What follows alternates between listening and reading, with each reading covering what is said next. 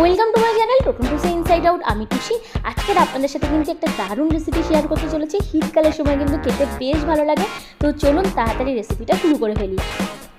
এই লঙ্কাগুলো দিয়ে আমরা সাধারণত চপ খেয়ে থাকি বা আচারও করে থাকি, কিন্তু আজকের আমি একদম অন্যরকমভাবে বানাবো। প্রথমে লঙ্কাগুলোকে আমি এইভাবে কেটে নিচ্ছি যাতে ভেতরে স্টাফিং করতে সুবিধা হয়।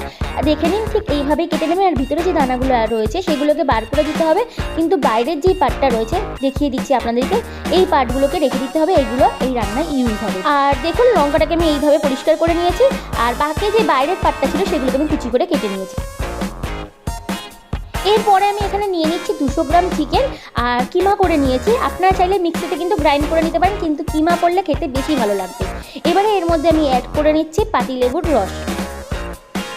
এখানে আমি হাফ পাতিলেবুর রস অ্যাড করে নিলাম, আর দিয়ে দিচ্ছি গোলমরিচের গুঁড়ো। গোলমরিচটা আমি অল্প করে অ্যাড করলাম, আর এখানে আমি কোনো লঙ্কার গুঁড়ো ইউজ করলাম না, আপনারা চাইলে করতে পারেন।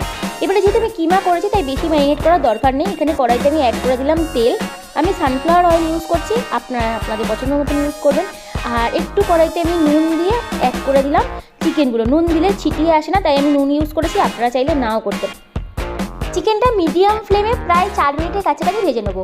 খুব বেশি লাল করে ভাজলে কিন্তু চিকেনটা শক্ত হয়ে যাবে, এই রেসিপিতে খেতে ভালো লাগবে না। তাই আমি এখানে দেখুন হালকা লাল করে ভেজে নিয়েছি। এবারে এর মধ্যে আমি একে একে অ্যাড করে নিচ্ছি রসুন কুচি। এখানে 2 টেবিল স্পুন আদা রসুন আমি কুচি করে কেটে নিয়েছি, সেটা ইউজ করলাম। আর একটা বড় সাইজের পেঁয়াজ আর 4টে কাঁচা লঙ্কা ইউজ করেছি। পেঁয়াজগুলোকে কীভাবে কেটে নিয়েছি দেখতেই পাচ্ছেন। আর কাঁচা লঙ্কার বদলে কিন্তু আপনারা গুঁড়ো লঙ্কা ইউজ করতে পারেন, যেমন ঝাল খেতে চাইবেন সেরকমভাবেই ঝাল দেবেন। এর মধ্যে আমি ক্যাপসিকামটা দিয়ে দিলাম। এবারে মিডিয়াম ফ্লেমে আমি 1 থেকে 1.5 মিনিট এগুলোকে মিক্স করে নেবো। খুব বেশিক্ষণ মিক্স করবো না, তাহলে পেঁয়াজ আর ক্যাপসিকামটা নরম হয়ে যাবে, ভালো লাগবে না। দেখুন এখানে আমি 1.5 মিনিট ভালো করে মিক্স করে নিয়ে অ্যাড করে নিলাম নুন 1 টেবিল স্পুন, আর 1 table spoon tomato ketchup, 1 table spoon soya sauce.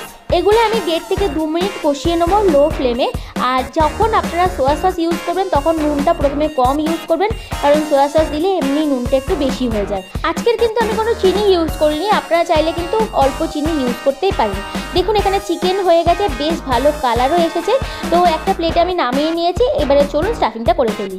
আমি কাশ্মীরি লঙ্কাগুলোর মাঝখানে এরকমভাবে আমি পুরগুলো দিয়ে দিলাম। খুব বেশি দেবেন না, যতটুকু দরকার ততটুকুই দেবেন। চেপে চেপে দিলে কিন্তু পরে এই স্টাফিংগুলো বেরিয়ে যাবে আর দেখতে ভালো লাগবে না। এটা দেখতে যেরকম কালারফুল হয় আর খেতেও বেশ ভালো লাগে। শীতকালে কিন্তু এই লঙ্কাগুলো খুব বেশি পাওয়া যায়, তাই আপনারা বানিয়ে ফেলতেই পারেন। দেখুন এগুলো আমার রেডি হয়ে গেছে। এবারে এগুলোকে আমি ফ্রাই করে নেবো, কিন্তু ডিপ ফ্রাই না, শ্যালো ফ্রাই করব। এখানে আমি কড়াইতে অ্যাড করে নিচ্ছি অল্প সানফ্লাওয়ার তেল। গরম হয়ে গেছে, এবারে কড়াইতে আমি একে একে লঙ্কাগুলোকে অ্যাড করে নিচ্ছি। যেহেতু কড়াইটা ছোটো তাই খুব বেশি লঙ্কা আমি এখানে রাখতে পারলাম না। যদি আপনাদের কাছে বড় কোনো ফ্রাইং প্যান করে থেকে থাকে তাহলে আপনারা সেটাকে করতে পারেন। এখানে আমি কভার করে দিলাম, লো ফ্লেমে রাখবো 1 মিনিটের জন্য। এবারে দুটো সাইড ভালো করে ভেজে নেবো। এখানে একটা চিমটির সাহায্যে আমি একটা সাইড উল্টিয়ে দিচ্ছি। এবারে এটা আমি কভার করে দিচ্ছি আবার 1 মিনিটের জন্য। 1 মিনিট হয়ে গেছে। সেম প্রসেসেই আমি আর একটা সাইড চিমটির সাহায্যে উল্টিয়ে দিলাম। আর খুব সহজেই কিন্তু আপনারা এটা বানিয়ে ফেলতে পারবেন। আর এটা দেখতে যেরকম সুন্দর হয়েছে, খেতেও কিন্তু বেশ ভালো হয়। তো আজকের এই রেসিপি যদি আপনাদের ভালো লেগে থাকে প্লিজ লাইক করতে আর কমেন্ট করে জানাতে কিন্তু ভুলবেন না। থ্যাংক ইউ আমার ভিডিও দেখার জন্য আর আমার পাশে থাকার জন্য।